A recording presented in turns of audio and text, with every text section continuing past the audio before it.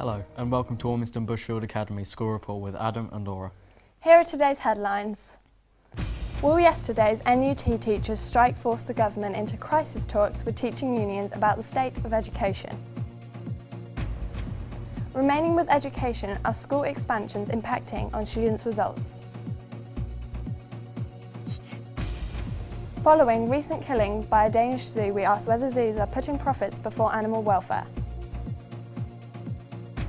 Are we turning into a nation of wasters? New statistics suggest that we're becoming less resourceful with food and household items. And is the government living up to their promise with regards to the Olympic legacy? Yesterday, tens of thousands of teachers went on strike over a bitter dispute about pay, pensions and working conditions. Earlier this month, Christine Blower, General Secretary of NUT, gave us an interview by phone discussing why she felt action was required. We met with senior civil servants on October the 14th on the basis that they were saying to us that we could talk to the Secretary of State about the items under which we're in dispute. Now, since October the 14th, there have been no talks. If the Secretary of State actually engages properly with us, then we won't need to have the strike. But if he doesn't, then we feel that we do need to demonstrate the fact that teachers are quite upset and angry that these disputes have been going on for so long and things have not been getting better for teachers or for young people or for education.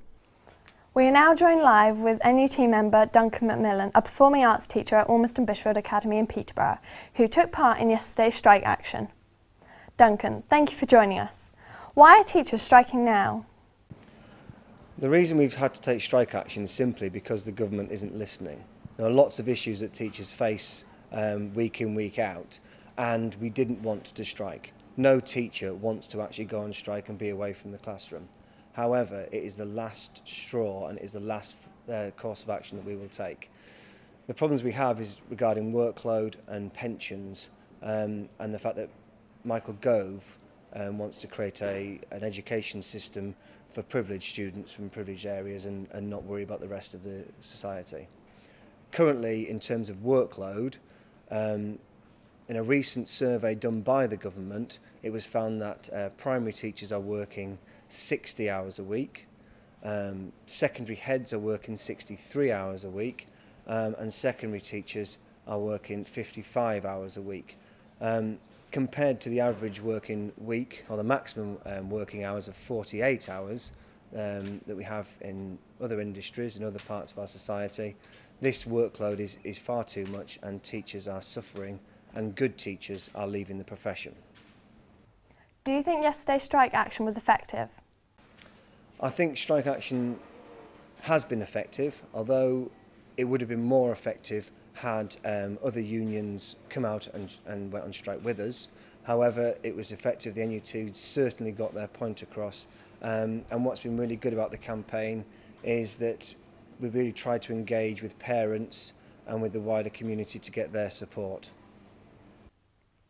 Only 15% of Cambridgeshire schools were closed due to strike action yesterday. Why do you think the figure was so low? I'm really not sure. I think ultimately across the country, we did see a much larger percentage of teachers out on strike. Why Cambridgeshire isn't as active, I don't know. It may be to do with how many members there are in Cambridgeshire that are part of different unions. But in honesty, I can't answer that question, I'm not sure. Are the government listening?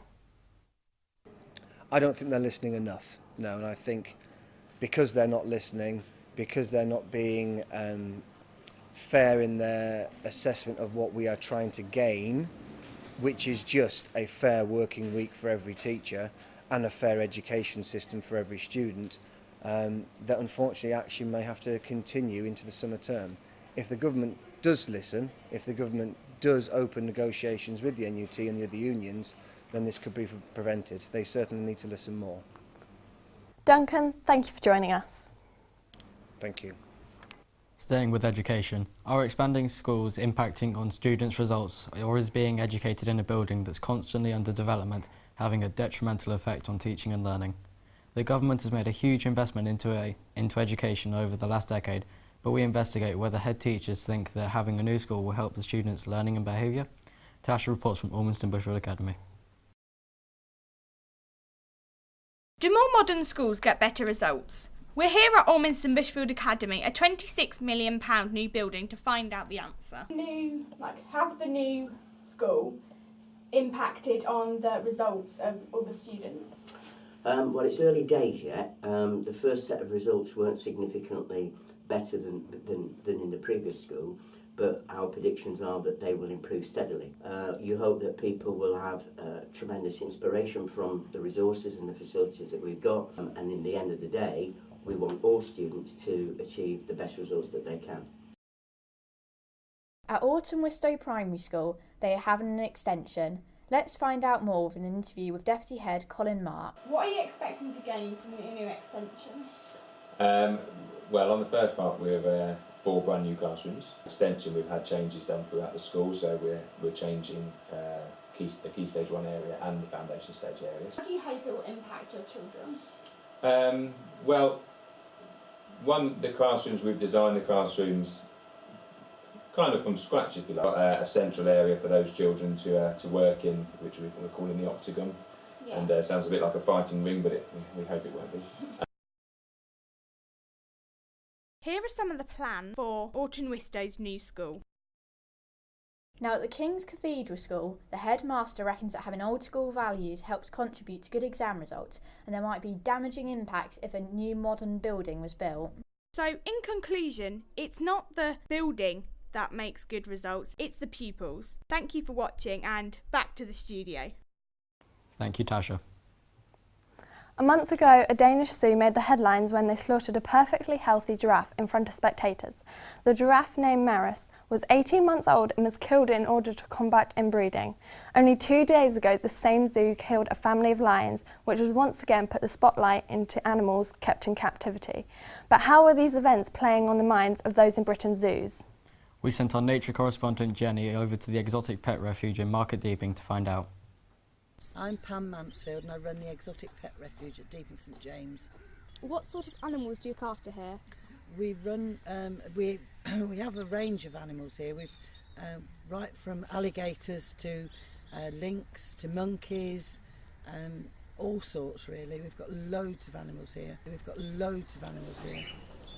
How do you look after the animals that are not native to this country? Well, they all need heating, which is our biggest problem because we spend £1,500 a month on electric, and the only things that don't need heat really are the cats and like raccoons and that sort of thing, but all the reptiles need heat and all the monkeys need heat. What is your opinion on people keeping exotic animals as pets? I wish they wouldn't. There are loads of other animals you can keep without keeping exotics as pets. It's not something that I would recommend anybody to do, really. Have you heard the story of the giraffe that was killed last month? I have, but I haven't gone into it because it upsets me too much. What do you think about the Danish zoo's actions? I think they really ought to sort themselves out. What do you think of the ethic of zoos should be? To care for the animals, really, the same as we do. If they've got an old animal, then that animal deserves to live for the rest of its life, not to be got rid of when it's a certain age or it's got something wrong with it. I mean, there's plenty of sanctuaries out there that'd be such as us. I mean, we'd be only too grateful to take some of the animals that they don't want. It has been reported today that around £400 million worth of unwanted items have been disposed in tips. Many of those items are in good condition. Today we are looking into the issue of waste in Peterborough and how much of a problem people think it is. Our correspondent Lauren is reporting. We're here at Ormiston Bushfield Academy to talk about rubbish and waste in schools. We are also here to find out what people do with the items that they do not want anymore. What is done with the wasted food? We don't have a lot of waste because we do. We try and recycle things like crusts of bread. We'll make breadcrumbs to coat chicken and fish and that sort of thing. If we have any veg left over from the main meal, we can use that in the salad bar. The little waste we do have is usually from the kids who scrape their plates, and we're just starting to recycle that. Do you think we need to reduce how much waste we're producing? Yes. Yeah. Definitely. We should reuse more instead of to, you know what I mean, get more inside. The bins fill up daily, don't they? Yeah, literally. As soon as we empty them in the morning, they're near enough full in the afternoon. So. Have you ever thought about what happens to the items you donate, or what you could do with the items you throw away? We are here at Cancer Research UK Charity Shop to ask about the importance of donating to charity. How many of the donations can't you sell? We are trying to sell at least 70% from what we put out in the shop. It's 70-75, so if we can't sell, they go.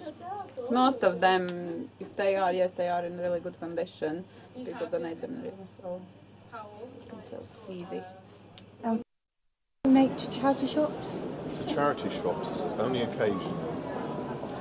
On occasion, what charity shops what do you usually donate if you do? So, there we have it.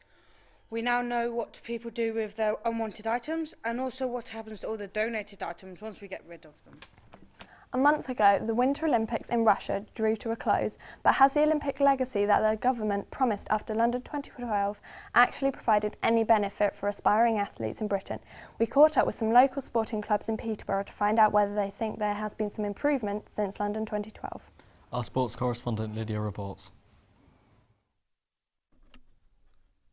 Olympic legacy. Truly inspiring? We're looking at whether facilities in Peterborough are continuing to inspire the younger generation.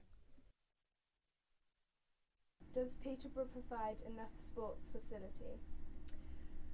Tricky question. I would probably say no, as this club was set up as a business, as funding is limited, and Peterborough is a big enough city to, I think, accommodate for a lot of the top sports in the country. The government have enough money to improve our facilities. Do you think they have done this, and how is it effective? I think they are trying this year. A lot more schools have had more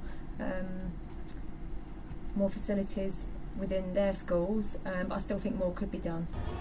Do you think younger generations will be inspired by the most current Olympics? Yes, they are, and they're already being inspired. We've already had a huge increase in participants already coming along to canoeing and martial arts clubs in the city. Have you seen any difference in intake since the Olympics? Of course, we've got a huge intake around canoeing. You know, the membership's increased significantly, and also martial arts clubs as well. Football's doing particularly well at the junior level, but we need to really start concentrating around teenagers as well now. Do you have any advice for young people on how they can get involved in sport? Certainly. You can get onto the Vivacity website, that's www.vivacity-peterborough.com. You've also got the BBC website, Things to Do, which is a fantastic website to find out what sports and other activities there are out there. And lastly, you can get involved in national governing bodies. Find out what sport you're really interested in and contact that organisation. They'll give you a list of clubs to get involved in your city. That was Nicola McCready and Catherine Everett-Lawrence reporting.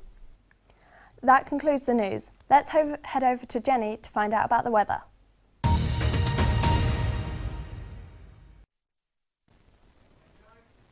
Good afternoon, I'm Jenny. This is the weather for this afternoon. It has been another chilly day, but not as cold as yesterday. In eastern England, there are brisk easterly winds, scattered and heavy showers, with possible hailstorms, so if you're planning to go out, wrap up warm. Rain may persist as the evening progresses. The temperature will rise to a high of 6 degrees. Tonight, showers are likely to continue in the southwest, with outbreaks of rain in central and northern England, northern Wales and Northern Ireland. It will be drier elsewhere, with local frost in the west. The outlook for Friday morning is showers in the south, which could be heavy at times. Outbreaks of rain for central parts of the UK and even moving into the northeast. Brighter in the northwest, but brisk chilly winds for most of us this week. That's all the weather for today. Back to Laura and Adam. Well, that's it from Adam and I for today. Thank you for joining us for the BBC School News Report for 2014, coming to you live from Ormiston Bushfield Academy in Peterborough. Thank you for watching.